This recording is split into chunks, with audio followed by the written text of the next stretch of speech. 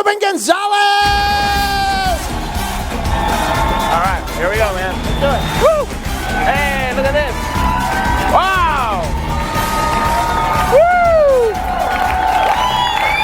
All right. Even before my first Olympics, I might have been jogging. I might have been lifting weights. I might have been eating dinner. I might have been walking the mall. But you know what was going on in here all day long? What I thought about all day long?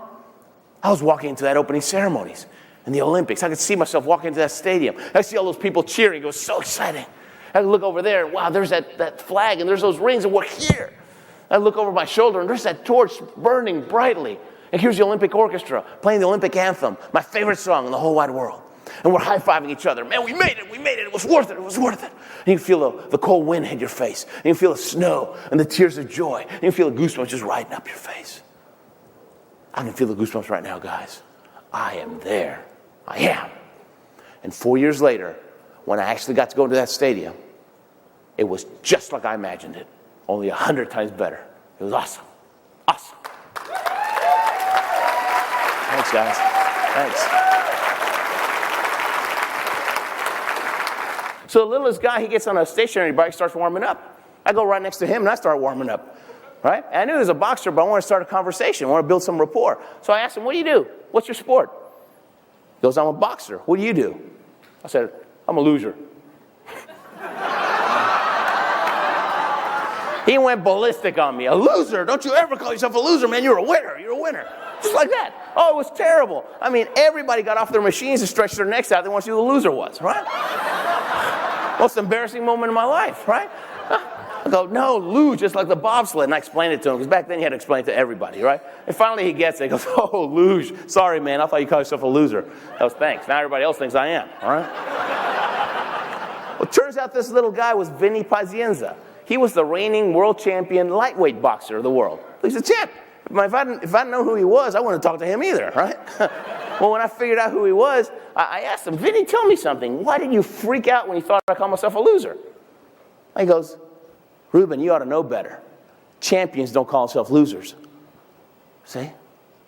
Winners don't call themselves stupid. They just don't. Up to this point, my Everest has been making the Olympics. When I was 21, I was watching the Olympics on TV, and I saw Scott Hamilton win the gold medal.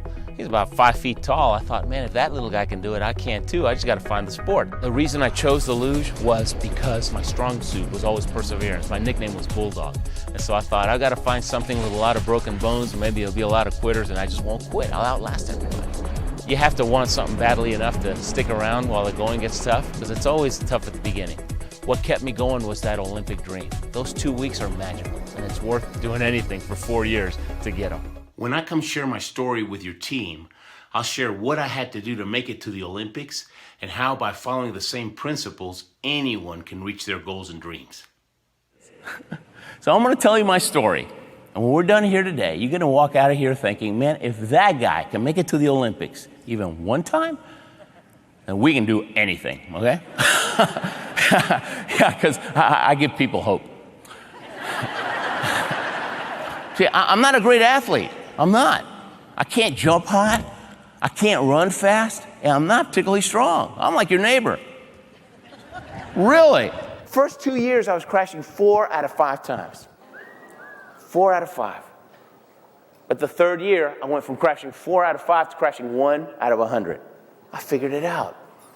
See? And by then, there's nobody left. No competition. See? Now, that guy told me 9 out of 10 people quit luge. He's right. 9 out of 10 people quit luge, but he didn't tell me the whole story. 9 out of 10 people quit everything. 9 out of 10 people don't give themselves the time to learn the skills that they'll need to reach that dream. So whenever you go into anything new, if you'll go in with the attitude that quitting is not an option, I'm going to figure this puppy out and I'm going to do it, I'm going to win, it's a done deal. If you go in with that attitude, give it a little time, you'll learn the skills and you'll be in the top 10% because 90% of the people quit from under you. And then that's when everybody starts calling you lucky. And that works in everything. It really, really does. Now, the difference between wheel training and ice training is the same difference like walking and skating. There's no traction on the ice. It's terrible. Now, the luge track's almost a mile long. It's about 3/4 of a mile long, about 15, 16 curves. And they start you off at the bottom. Everybody thinks you start at the top. No, that'd be murder, right? No, they start you at the bottom, like on curve 10, and you're going about 20 miles an hour. And you're just bang, bang, bang, bang, bang. I mean, nothing seems to work when you're first learning. And you just crash, crash, crash, crash. And then finally you figure it out. So as soon as you figure it out, coach moves you up a couple of curves. Now you're going, you're going 30 miles an hour. Well, 30 miles an hour, gosh, there's no time to think. Everything's so fast. Crash, crash, crash, crash. Figure it out. Move you up a couple of curves. Now you're going 40, right? And you literally crash your way to the top. I mean, you do, right? It takes about 100 runs. If you're pretty good, it takes about 100 runs to get you to the top. Now you made it to the top, well, big deal. Now that just means you can drive a car, but you can't go and drive an Indy yet, right? So you have to perfect. You have to get it right. Successful people think big. They're always focusing on the dream. They don't focus on the obstacles. There's always going to be obstacles, but they focus on the dream. Why? Because the dream gives you energy. It gives you strength. It gives you passion. It gives you everything you need to bust through those obstacles, right?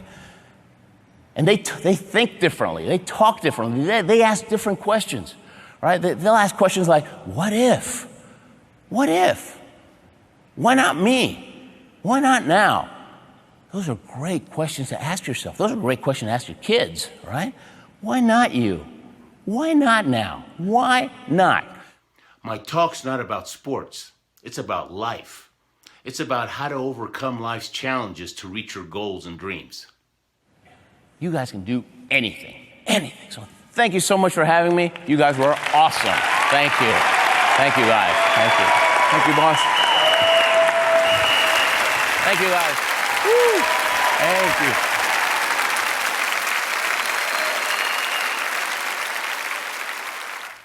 I look forward to the opportunity to speak for your organization. And my promise to you is that I'll make your event an Olympic experience you'll never forget.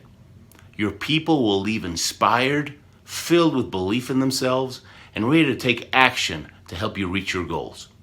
Make it an Olympic day.